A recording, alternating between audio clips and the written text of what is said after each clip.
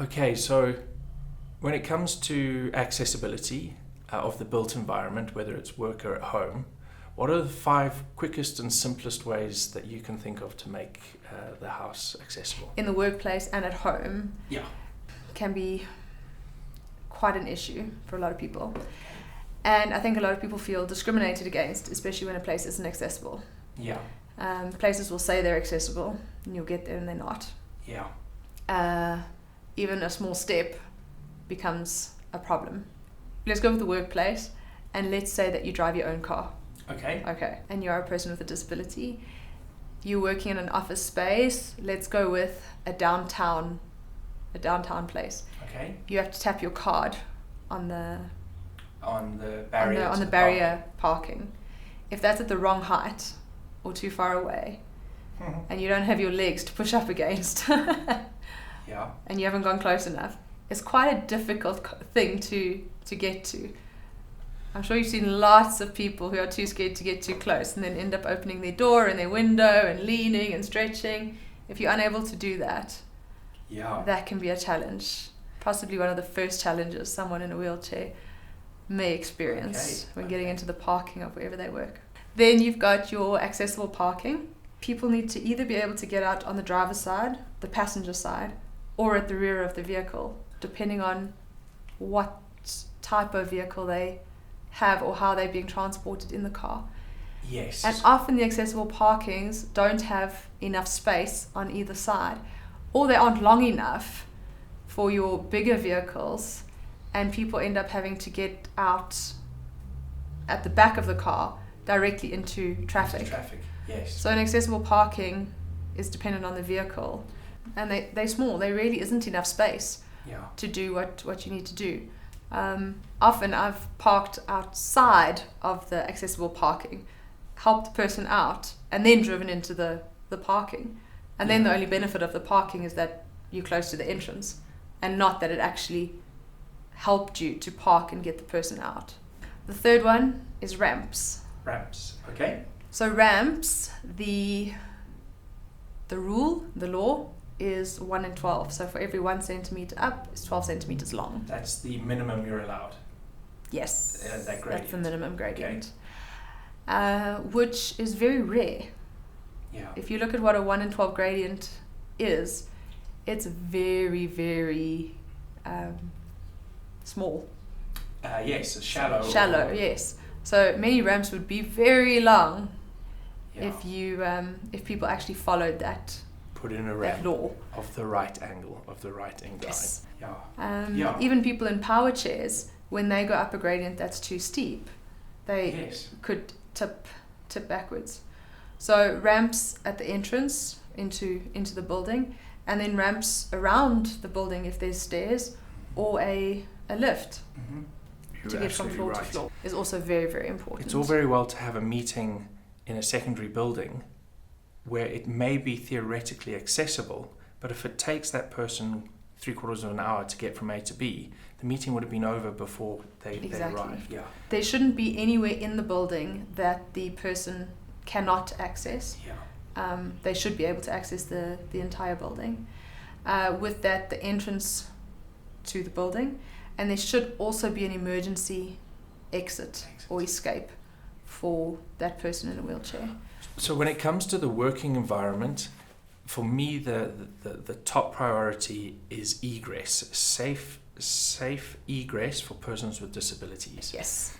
It's all very well to get somebody in a wheelchair into a building, but what happens if there is an emergency and you can't use the lift, and now you can't get that person down the stairs? And I think that happens more often than not. You can get into a lift with your power chair and get up to the 3rd floor and everyone's happy, but now there's a fire. Getting somebody out of a building in an emergency is a dire situation. Fire purposes, if there's bomb threat, anything like that. So those factors, so it's the entrance, the exit, and an emergency exit. Yeah. Then moving around the actual building, making sure that the doorways, corridors, passages are also accessible. So Often in a building, or when a building's being designed or assessed, we talk about flow. Moving around the building. The flow of human traffic. One has to remember that if you're in a wheelchair, you're wider than the standard person. And hallways need to account for that. Tables, pot plants, anything, thick carpets, anything that could get in the way, that could jam in someone's tires or anything like that. Passageways need to allow for a wheelchair as well as a person passing by. Yeah. Often in your big offices, work tables, work desks might be too close together, might be at too sharper angles that the person can't maneuver between them. Those types of things also need to be looked at or addressed. And when it comes to flow, you must remember that sometimes people on crutches or in a self-propelled wheelchair would take longer to get from A to B than a normal person walking. Accessing even the cafeteria, being able to get to it. Often people forget about that. Or getting to the receptionist, or actually being able to see the receptionist when you're sitting in a wheelchair. Things like going to the bank even, when someone goes to the bank and the tellers are up there and you can't see them. I mean, obviously that a lot of that has changed now, but you do find some places still where the receptionist is up there and the person in the wheelchair is sort of staring at the bottom of the desk rather than over it. And then accessing the bathroom. Yeah. So an accessible bathroom is another story. Yeah. So when it comes to accessible toilets, often the door opens the wrong way because nobody's actually tried it themselves in a manual wheelchair. And so theoretically, you've got an accessible doorway, but when you physically try it and the door opens into your wheelchair, you could cry out in anger. You need to open the door full. And then you need to open the door full. Yeah. But once you're inside the toilet, if there's an emergency, and if you're hard of hearing, you won't hear the alarm, so you need a visual alarm. You also may fall off your wheelchair or fall off the toilet. Yes. So you need a panic button. So alarms, panic buttons for safety, so people can come and help if there is a situation. And then obviously the rails and the basin need to be all within reaching distance from the toilet or from the wheelchair. Not everybody gets off the wheelchair onto the toilet, and so you need to be able to wash your hands from either of those two, which means a close basin and close toilet paper and close rails, all within the reach. Exactly. So number one for me is egress, safe egress. Obviously, number two is entry into the building. Yes. Okay, so if it's hard to get into the building, make it easy. Put in a ramp of the right angle, of the right incline. And if you don't know it, ask us. Yes. Number three, toileting. Obviously, you've got to have accessible toilets. Number four, again, it's safety and it's steps and trip factors.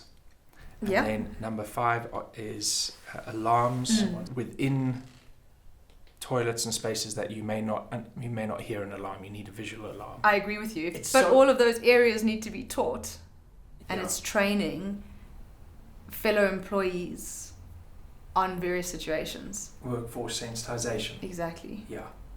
So if no person with a disability should be discriminated against, but if you're going to have people with disabilities working within your company, that company should take responsibility for sensitization and teaching those employees on, what it means, how to deal with an emergency situation, what to do.